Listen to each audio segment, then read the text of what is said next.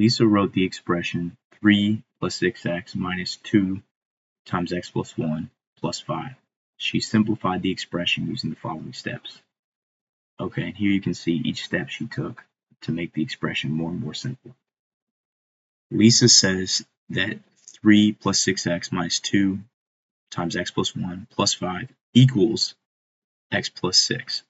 So this was just the expression she started out with up here, and she's asserting that that expression she started with is correctly simplified down to x plus 6. That's all they're saying here. But then the problem tells us Lisa's statement is incorrect. In which step did Lisa first make a mistake? And what is a correct expression for that step? So somewhere in there she makes an error. And the best place to start is just at the beginning, noting how do they go from the start to the next step, and just going through that step by step until you spot an error. So I'm going to actually rewrite this so we have some more space because it's kind of cramped. So I'm going to just rewrite that first step. 3 plus 6x minus 2 times x plus 1 plus 5. Or rather, this is not even the first step. This is just what we start out with. Okay. And we want to see, do we, by simplifying this, get down to this step? Now, I'm going to point out something they did here, which we haven't done a lot of, but I think you'll follow pretty straightforwardly what they've done here. So just as a quick aside, I want to look at this as an example, and then I'm going to jump back to the problem.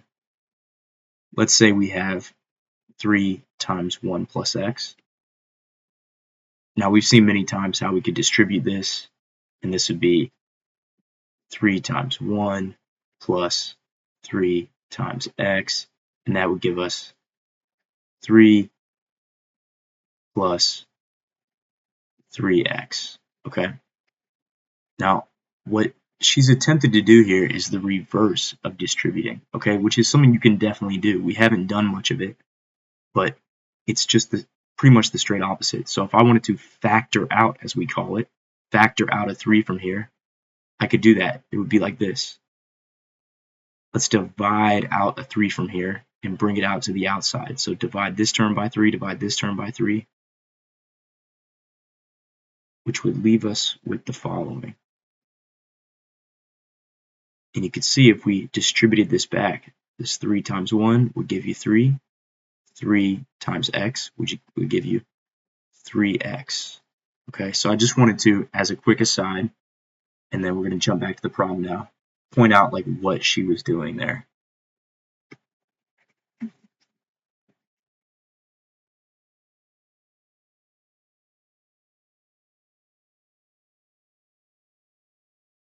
Okay. And so let's go ahead and take out that 3. Let's factor out a 3 as she attempted to here. So 3 divided by 3 is 1. This is called factoring out. It is a skill we haven't practiced, but I'm going to demonstrate it, and I think you're going to follow it. And then 6x divided by 3 will give you 2x. Let me just make sure I did that right. If I multiply this back, 3 times 1, yes, that gives me 3. 3 times 2x, yes, that gives me 6x. Okay, so I did that right. This part is unchanged going from the start to step 1, so I'm going to also leave that unchanged.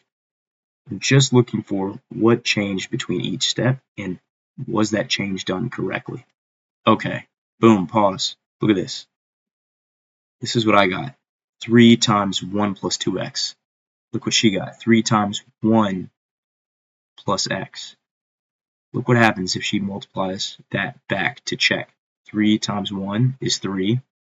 That's correct. 3 times x is 3x. That's not what we started with, though. We started with 6x. So that's the error right here. For this to be done correctly, this should have been 3 times 1 plus 2x.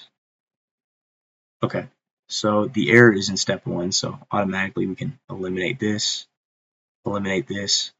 and now let's read this a little more closely. It says step 1 is an error, and let me go back to what they're asking us. In what step did Lisa first make the mistake, and what is the correct expression? Okay, so what should it be?